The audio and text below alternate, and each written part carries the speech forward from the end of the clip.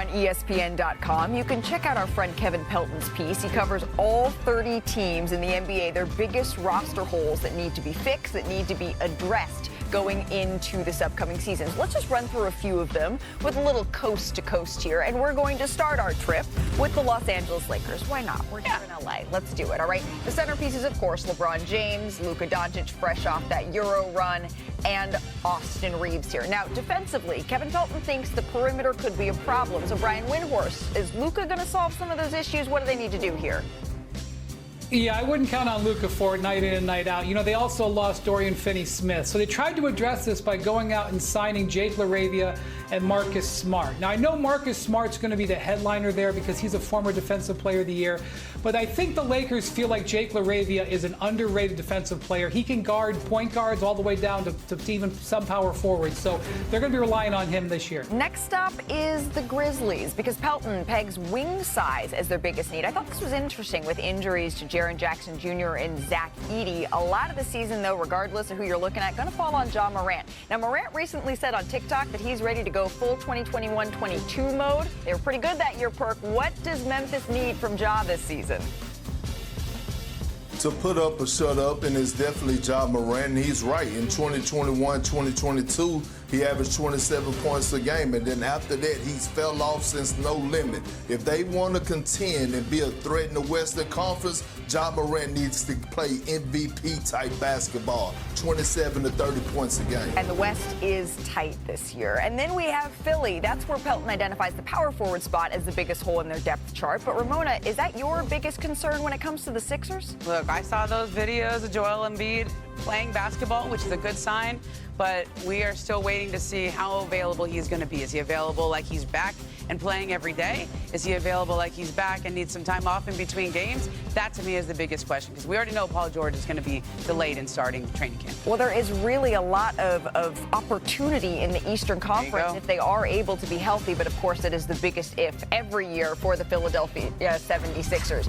It's something that the Knicks are hoping that they can take advantage of, though. The Knicks' biggest need, it was more depth, and this morning New York addressed it, at least in part, signing Malcolm Brogdon here to a one-year deal, a little flyer. The former Sixth Man of the Year averaged only 12.7 points, just over 4 assists, 3.8 rebounds in a career-low 24 games last season for the Wizards here. But it could help a little bit here for the New York Knicks. Wendy, does this Brogdon signing, what does it tell you about what New York is trying to do here?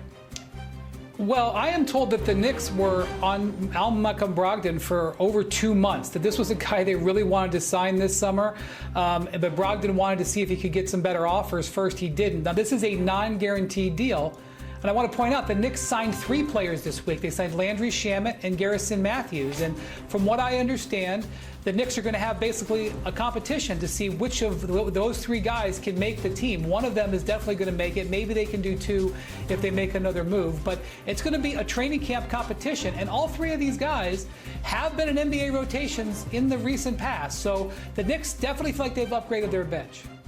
Ramona, how do you view this? Look, they needed to upgrade their bench. Their starters led the league in minutes last year. We've heard Mikal Bridges complain about that. We've heard other players on the team kind of grouse behind the scenes on this. But it just remains, no team whose starters have led the league in minutes has made the NBA Finals since 1987. Right. They had to address their depth. They have to play differently. And presumably that'll fall on Mike Brown to play differently. But also it's on the roster. And that's part of the reason they brought Mike Brown in, so that they can use this roster a little bit differently. When it's all said and done, Perk, I feel like we spent a lot of time this offseason talking about the crowded Western Conference, and rightfully so.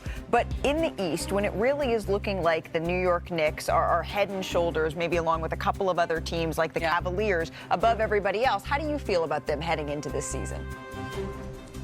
They are. To me, they're the best team in the Eastern Conference, right? We know that the Celtics, they are somewhat in the rebuild mode. Okay, the Cavs, I don't trust them. I trust Big Body Bronson as the leader of that ball club, and they address the issues that they needed to address. You go and you get some bench players that's going to come in and play their role while still keeping your entire core together. We know OG Anunoby. We know what he's going to bring to the table for us being that 3-and-D guy. At times he looked like Scottie Pippen.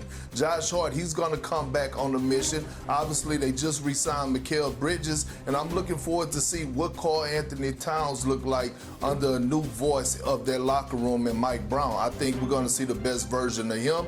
If you ask me, I'm all in on the Knicks for us in the Eastern Conference. No slight to nobody else. I just feel like they checked all the boxes, and they're the best team in the Eastern Conference right now on paper. I don't disagree with you in terms of being one of the best teams and checking all of the boxes. I do think it's alongside the Cleveland Cavaliers. And Brian, I was talking to Evan Mobley the other day, ran into him in a WNBA game, and I just said to him, there is a level of maybe it's daunting when there is so much expectation and also so much opportunity when a conference is wide open in front of you to be able to be the team that runs through and seizes that. Can the Knicks do that this year?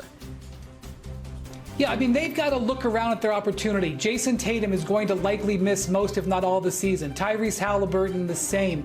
The Cavs are dealing with several players coming off surgeries. There have been a lot of years, Malika, where the Knicks had disadvantages that they couldn't control.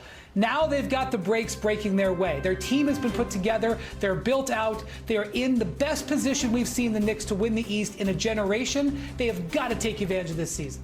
I do not disagree with you on that one, my friend. Hey, as the 50-plus players, they're going to be donning new threads this upcoming season. Headlined, of course, you know his name. It's Kevin Durant. He's moving to Houston in that move that really could shake up the entire Western Conference. But that doesn't mean there aren't more deals that could be coming down the pipeline. Remember, Russell Westbrook, Al Horford, we're still watching them along with Jonathan Kuminga, Quentin Grimes, just a few notable names that have yet to put pen to paper on that new contract. Now, the domino that may actually be holding up the final stage of all of these moves, it may be restricted free agent Jonathan Kuminga. So let's bring in our NBA reporter, Anthony Slater, who is going to be covering all things Golden State Warriors for us. Can you just set the stage here, Anthony? Where do things stand between Jonathan Kuminga and the Golden State Warriors? I feel like I've been asking this question for the last couple of months. Yeah, it has overtaken my last few months also. There's been renewed efforts, genuine efforts this week to try to get it over the finish line. I think the Josh Giddey contract, 4 years, $100 million, provided a little bit of extra motivation for the talks. But, you know, Josh, I don't think there's a misalignment between the Warriors and Kuminga side that Giddey's per year, which is around $25 million, is somewhat near what Kuminga should be. I mean, me and Shams have reported the standing 1-1 offer for $45 million that starts at 21.7. But the big difference between the two situations is Giddey signed 4 years, no team options either way. He's signing on to the Bulls to be their starting point guard of the future. That's what the Bulls want. We know the Kuminga situation doesn't have nearly the structure or relationship, backbone where the Warriors are trying to, get him on this very team-friendly deal. And Kuminga's clearly knowing he's not like Josh Giddey walking into a, guaranteed starting job. So that is what continues month after month now to halt this thing up. And, I think the public is looking at the Warriors going, hey, you still have 9 players on the roster, so the veterans must be freaking out behind the scenes. They're not. They've had communication with Mike Dunleavy. They know what the roster is going to look like. They know the dominoes that are going to fall. They're not in the dark about that. But I think they're wondering about Jonathan Kuminga's buy-in if he comes back on the qualifying offer, and they're curious